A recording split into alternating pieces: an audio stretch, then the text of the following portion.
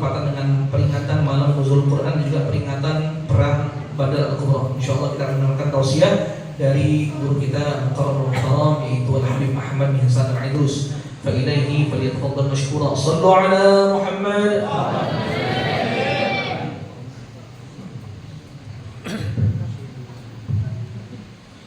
Bismillahirrahmanirrahim. Assalamualaikum warahmatullahi wabarakatuh. Alhamdulillah wassalatu wassalamu ala Rasulillah wa ala alihi wa sahbihi wa man wala. Hadaratul muhtaramin yang kami muliakan, para hadirin semuanya, wabil khusus Ketua DKM Masjid Jami' Ittihadul Ikhwan Bapak Zainal Arifin, juga imam kita yang begitu indah suaranya tadi memimpin sholat tarawih berjamaah, Ustaz Rifki Hitami, serta bapak-bapak yang dimuliakan oleh Allah. Alhamdulillah kita kembali berjumpa dengan bulan Ramadan, bulan yang mulia, bulan yang agung. Jadi dalam qasidah dibacakan, anta linnasi rahmatun wa amalun. Engkau datang ini sebagai bentuk rahmat dan harapan bagi sekalian umat manusia. Itulah mengapa diantaranya Allah berikan bulan suci Ramadan untuk khusus umatnya Rasulullah SAW, agar makin banyak rahmat yang turun, agar kita ini sebagai umat Nabi selalu punya harapan agar mendapatkan segala bentuk kebaikan, rahmat, ampunan atas dosa-dosa yang telah lalu. Di antaranya kita memperingati malam hari ini malam nuzul Quran dan juga perang Badar yang dulu dilakukan umat Islam dalam bulan suci Ramadan. Mereka jatuh gugur. Di antara yang syahid, kebetulan bulan lalu saya habis ziarah ke Badar. Ustaz Rifki juga suka ziarah ke sana. Di antara yang gugur syahid adalah sepupunya Nabi. Jadi waktu sebelum perang ada man to man, 1 lawan 1, 3 dari Muslim, 3 dari kafir Quraisy. 3 dari Muslim yang Nabi utus semuanya keluarganya. Kalau kita sebagai manusia disuruh majuin orang untuk perang, paling kita nyuruh orang lain. Kita sayang keluarga kita. Tapi Nabi mengajarkan ini makna tadhiyah, makna daripada pengorbanan. Wahai Ammi Hamzah, maju. Wahai Ali, maju. Wahai Ubaidah, maju. 1 paman, 2 sepupu. Sayyidina Hamzah kita tahu asadullah wa asadur rasulih, sebentaran musuhnya mati. Sayyidina Ali juga sama, jagoan, bentaran musuhnya mati. Sayyidina Ubaidah bin al-Harith bin Abdul Muttalib, ya, Ubaidah bin al-Harith bin Abdul Muttalib, Muhammad bin Abdullah bin Abdul Muttalib, Ali bin Abi Talib bin Abdul Muttalib, Abdullah bin Abbas bin Abdul Muttalib. Ini sepupu semua. Sayyidina Ali bentaran menang, Sayyidina Ubaidah berhasil membunuh musuhnya, tapi kena tusuk juga. Akhirnya beliau dalam kondisi yang lemah. Rasulullah mendatanginya dan dalam memeluk kakinya Nabi, Sayyidina Ubaidah bilang, awafaitu laka ya Rasulullah, apa saya sudah setia kepadamu wahai Rasulullah? Apa benar-benar saya berhitung sebagai mujahid di jalanmu wahai Rasulullah? Laqad wafaita ya ibn ammi, engkau telah betul-betul setia menemani perjuanganku wahai putra pamanku. Meninggal gugur fisabilillah. Adapun bulan Ramadan adalah bulan turunnya Al-Quran. Wabil khusus ada malam nuzulul Quran. Kalau ditanya kenapa Ramadan jadi mulia, jawabannya karena turun Al-Quran. Syahrul Ramadan alladzi unzila fihi Quran. Karena ini bulan-bulan turunnya Al-Quran, akhirnya ini bulan dimuliakan oleh Allah. Ya, ada juga malam inna anzalnahu fi lailatul qadar. Kami turunkan juga Al-Quran di malam Lailatul Qadar. Artinya kalau kita mau belajar dari peristiwa ini, mau mulia, ya ikut dengan syaratnya Ramadan, dekat-dekat sama Al-Quran. Saya punya guru di Depok, Habib Abu Bakar Atas, mudah-mudahan panjang umur sehat walafiat. Lagi duduk-duduk santai nanya begini, ntar bahasa Betawi, Ntar lu pada meninggal di kuburan, lu bakal ditanya tentang kitab sucinya apa. Lu pada menjawab apa? Dalam hati kita deh, gampang banget pertanyaannya. Ini pasti Al-Quran lah, kitab suci apaan lagi? Kita jawab, Al-Quran, Habib, apa lagi Al-Quran, kitab suci. Kata beliau, jangan lu kira gampang. Lu bener gak jadikan Al-Quran sebagai kitab sucinya, sebagai kitab suci lu di dunia? Bener kok gak, apa cuma ngomong doang? Ada orang-orang yang nanti dikubur, ketika ditanya dan dia jawab kitab sucinya Al-Quran, digambarkan Al-Quran datengin kita, ngomong sama malaikat, jangan kau percaya omongan orang ini malaikat, bohong dia. Dia gak jadikan saya kitab sucinya, dia gak pelajari saya, dia gak baca, dia gak amalkan larangan-larangan yang ada dalam kitab suci juga dia gak hiraukan. Jadi jangan percaya. Akhirnya orang-orang begitu kan kebingungan. Ya Allah, dimusuhinnya sama Al-Quran. Itulah hadis Nabi. Ada orang yang baca Al-Quran, wal Qur'anu yang Quran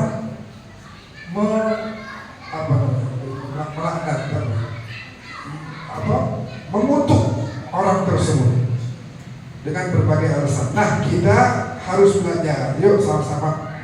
Kita bulan Ramadan belajar banyak, dan kita nanti udah lulus ketika Lebaran, namanya kita orang yang udah banyak belajar. Kalau udah banyak belajar, harusnya ada banyak perubahan.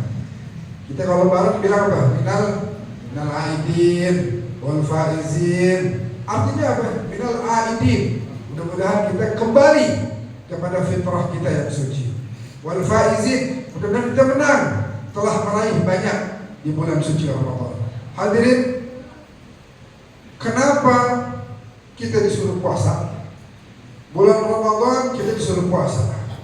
Kalau di ayat yang kita semua udah hafal, ya ayyuhalladzina amanu kutiba alaikumusiyam kama kutiba alal ladzina min qablikum la'allakum tattaqun. Ini akhirnya nih, ini tujuannya puasa. Kata-kata la'alla di Al-Quran itu litahqiq, agar kalian benar-benar bertakwa. Kenapa saya suruh kalian puasa? Agar kalian bertakwa. Itu tujuan puasa. Jadi bukan untuk lapar-laparan, aus-ausan, bukan. Puasa Allah suruh agar kita bertakwa. Nah, dalam kitab Minhajul Abidin disebutkan di situ yang bikin orang nggak bertakwa ada 5 hal. Ini saya singkat aja, setelah ini kita lanjut mikir. Ada 5 hal yang membuat orang itu tidak bertakwa. Laula khamsu khisalin la sara nasu kullahum salihin. Kalau bukan karena adanya 5 sifat di hati manusia, kudunya mah orang semua udah pada soleh. Gara-gara ada 5 sifat ini nih, orang jadi nggak soleh. Apa aja? Awaluha al-qana'atu bil jahli wal hirsu 'ala dunya wasyuhhu bil fadl wal riya'u fil 'amal wal i'jabu bil ra'yi. Yang pertama al-qana'atu bil jahl. Ini yang bikin orang yang soleh. Dia nggak tahu, dia banyak hal dari syariat Islam yang tidak diketahui, tapi nggak mau belajar. Atau saya kebetulan sama Ustaz Rifki ini sama-sama tugasnya itu sama, yaitu melayani para tamu-tamu Allah ke tanah suci. Antaranya Pak Syafriman juga pernah bareng sama saya waktu itu.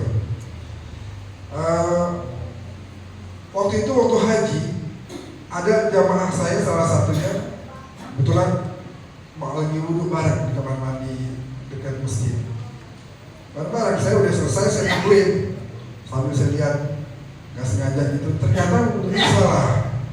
Udah nggak ada orang lain, udah nggak ada jamaah saya. Sudah kita wudhu bareng yuk, wudhu bareng. Saya begitu caranya. Oh iya. Jadi ternyata udah tua, anakku udah gede. Ternyata apa? Selama ini kalau wudhunya salah kan otomatis sholatnya juga gak sah. Wakamin, berapa orang juga tanya, udah nikah, masih nanya aja kan? Cara mandi wajib yang benar bagaimana? Ya lumayan dah. Oke, masih mau tanya Cuman maksudnya kan udah mukallaf, udah dari awal balik itu udah harus tahu. Tapi ya udah, nggak ada kata terlambat. Saya bilang ke jamaah haji saya, Pak, nanti habis ini pulang rutin belajar fikih, pelajarin apa itu arkanus shalah, apa itu mubtilatus syiyam dan lain sebagainya. Pokoknya berkaitan dengan syariat harus dipelajari. Tentang apa mungkin diantaranya juga tayamum. Kan kita kadang-kadang nggak tahu, kayak di pesawat kadang-kadang ada yang satu masa di mana nggak boleh wudu. Tayamum harus tahu caranya. Jadi kalau nggak tahu jangan diam aja. Tanya, mau belajar itu adalah bagian dari kunci ilmu pengetahuan. Yang pertama. Yang kedua, al-hirsu 'ala dunia. Tamak terhadap dunia, cinta sama dunia yang berlebihan. Wabtaghu fi ma atakallahu ad-daral akhirah wa la tansa nasibaka minad dunya. Tujuan utama mah akhirat. Boleh cari urusan dunia silahkan, nggak apa-apa. Mau cari yang banyak juga boleh, tapi itu bukan tujuan. Kita dari sini mau pergi ke Surabaya, mau tinggal di Surabaya, mampir di Semarang 2 malam. Kira-kira di Semarang perlu repot ini gak? Wah harus bikin rumah dulu, harus punya ini. Kan enggak, mampir lah. Sekadarnya. Ada di tempat nginep ya udah selesai. Habis itu tujuan kita ke Surabaya. Begitu pula kehidupan dunia, mampir doang. Darul mamar, tempat mampir, kata Nabi. Tentu yang di sana tempat tinggal kita. Dan kita belajar dari puasa bahwa ternyata Pak, yang seakan-akan milik kita bukan milik kita. Maksudnya gimana? Tuh beras di rumah beli siapa? Beli kita kan? Yang beli siapa? Kita. Pakai duit siapa? Pakai duit kita. Telur, air minum, yang beli kita. Terus ternyata Allah melarang, nggak boleh. Lah, kalau itu benar punya kita berhak protes. Itu punya saya, terserah saya mau makan, saya mau minum. Tapi ternyata kita nggak bisa protes. Karena apa? Karena ternyata itu miliknya. Ini Ustaz Rifki punya gamis. Saya nggak boleh larang. Pakai, pas, nggak boleh punya dia. Kenapa harus urusan saya? Larang-larang. Nggak berhak saya melarang, karena bukan punya saya. Allah melarang karena memang semua ini milik dia. Kita dititipin.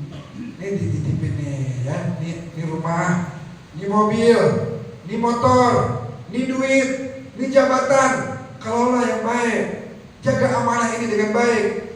Itu baru kita termasuk orang yang bisa menjaga amanah.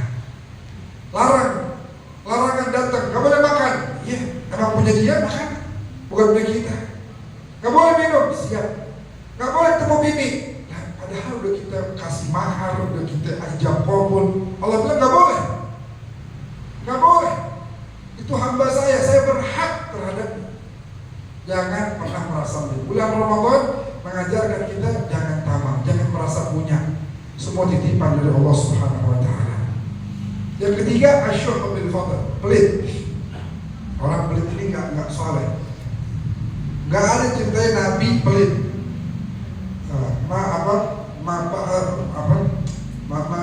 Ba'athallahu kalau nggak salah nabiyyan illa sakhiyyan. Allah nggak akan utus nabi kecuali pasti dermawan nabi itu.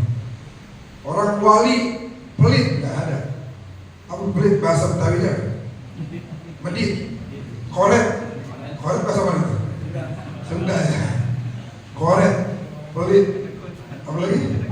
Kadekut, banyak ya. Intinya pelit. Kata Nabi, ini bulan Ramadan kita disuruh berbagi.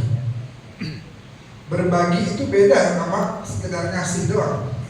Berbagi itu kita harus sambil perhatiin. Ini orang suka nggak ya? Ini orang pas nggak ya kita berbagi kayak gini, seneng nggak dia? Berbagi itu melatih kita untuk tidak pelit. Dan Nabi saking pengennya kita dermawan, dijanjiin pahala yang begitu besar. Kalau hari ini misalnya saya kasih makan sama Ustaz Rifki ini ada nasi padang, makan buat buka puasa. Nah maka saya akan dapat pahala yang beliau meraih tanpa mengurangi pahalanya beliau. Waktu itu ada orang miskin, salah seorang sahabat kebetulan fakir, ngedengar begitu besarnya pahala berbagi di bulan Ramadan, dia angkat tangan. Dia bilang, "Walaysa kulluna yaqdiru ala dzalika ya Rasulullah." Gak semua kita mampu masih makan. Dan di rumah aja kurang, gimana mau kasih orang? Apalagi habis kena banjir ya, mudah-mudahan Allah jauhkan dari segala bencana. Mau memberikan makan kadang-kadang sama keluarga aja kurang. Apalagi mau kasih orang gimana? Apa respon Nabi? Nabi gak bilang bisa bersuruh miskin, Nabi gak bilang begitu. Mustahil. Apa kata Nabi? Ittaqun nar walau bisyiqqi tamrah. Di rumah ada korma nggak? Ada ya Rasulullah. Oh ada. Kalau ada potong belah dua, yang setengah kasih orang. Ada air nggak? Ada ya Rasulullah. Bagi biar segelas. Jadi Nabi bukan lagi nyuruh kita, oh kudu ini, kudu nasi mandi, kudu nasi padang, harus ada rendangnya. Enggak. Yang ada di rumah apa kasih orang. Maksudnya Nabi ini, Nabi pengen mendidik kita. Lu jangan mikirin diri sendiri mulu, apa? Mikirin ente makan apa, keluarga makan, pikirin orang juga. Dan kabar gembira dari Nabi, wallahu fi aunil abdi. Allah bakal menolong seorang hamba, maka al-abdu selagi hamba itu fi auni akhi, selama dia mau nolong saudaranya sama manusia. Kita mau nolong sama manusia, maka akan terus datang pertolongan dari Allah Subhanahu wa taala. Apapun itu untuk pertolongannya. Yang paling ringan adalah al-wajh al-bashush, wajah yang menyenangkan, membuat orang lain bahagia. Nah itu yang ketiga, nggak boleh pelit, latih berbagi. Yang keempat, ar-riya'u fil amal, yaitu pamer dalam beramal. Ini kita puasa nih, bukan buat manusia. Bulan Ramadan mendidik kita. Kadang-kadang boleh jadi dalam ibadah yang lain itu ada mudah kemasukan unsur pamer, riya. Apapun itu, sedekah, sholat, umroh, mudah dimasukin sama syaitan. Tapi kalau puasa, kita nggak bisa pamer. Karena kita bukan puasa untuk manusia. Kalau puasa untuk manusia mah, kita boleh jadi di kamar sendirian kita minum. Nggak ada manusia yang tahu. Atau dulu zaman masih bocah, wudhu umur 3 kali, yang keluar 2 kali doang. Atau di kamar minum. Kenapa? Merasa aman nih, manusia nggak ada yang lihat. Yang penting manusia tahunya bawa puasa. Lah sekarang udah pada gede, nggak mungkin kita begitu. Kenapa? Karena kita puasa bukan buat dipuji orang, bukan buat orang itu jadi ngangkat-ngangkat kita. Enggak, puasa lillah, semata-mata karena Allah. Wa ana ajzi bih, dan saya yang akan membalas pahala puasa itu. Terserah Allah, nggak ada yang tahu, malaikat nggak tahu berapa jumlah pahala yang Allah berikan kepada as-shalimun. Yang kelima yang terakhir adalah ijab birra'yi, yaitu merasa, ini udah hampir 20 menit, 15 menit lewat. Terakhir, al-ijab birra'yi, yaitu merasa paling benar, merasa paling tahu, merasa paling hebat. Ini menjauhkan dari kesolehan. Ente mau soleh, jangan pernah merasa paling tahu sendiri. Dulu baginda Nabi, ada orang mau ngomong, dikasih izin sama Nabi. Ya Rasulullah, saya punya usul. Waktu perang, misalnya perang apa? Perang Khandaq misalnya. Rasulullah suruh begini, didengarin sama Nabi, silakan. Sebenarnya Nabi gak perlu. Dapat wahyu dari Allah yang maha tahu. Ilmul awwalin wal akhirin, makana wa ilmu kainun wa sayakun. Semua Nabi udah tahu. Tapi Nabi dengerin, dan Nabi gak putus omongan orang. Masya Allah, coba gimana itu? Dihargai, didengerin, menghargai orang lain. Wa syawirhum fil amr, ajak diskusi, ajak bicara orang-orang. Padahal Nabi udah maha tahu dari Allah, dikasih tahu semuanya. Nah kita nggak boleh begitu.